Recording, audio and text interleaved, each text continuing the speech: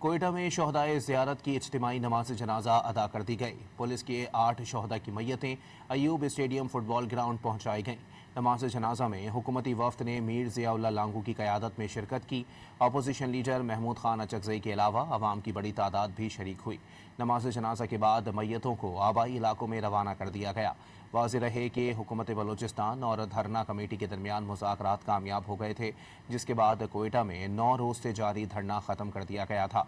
सानिह ज़ियारत की तहकीकात के लिए जुडिशल कमीशन का क़याम अमल में लाया जाएगा। कोयटा में शोहदाए ज़ियारत की इज्तिमाई नमाज जनाजा अदा कर दी गई। पुलिस के 8 शोहदा की मैयतें अयूब स्टेडियम फुटबॉल ग्राउंड पहुंचाई गईं। नमाज जनाजा में हुकूमती वफ्द ने मीर ज़ियाउल्लाह लांगू की क़यादत में शिरकत की।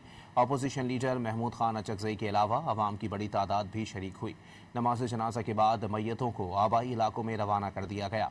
वाज़ेह रहे कि हुकूमत बलूचिस्तान और धरना कमेटी के दरमियान मुज़ाकरात कामयाब हो गए थे, जिसके बाद कोयटा में 9 रोज़ से जारी धरना ख़त्म कर दिया गया था।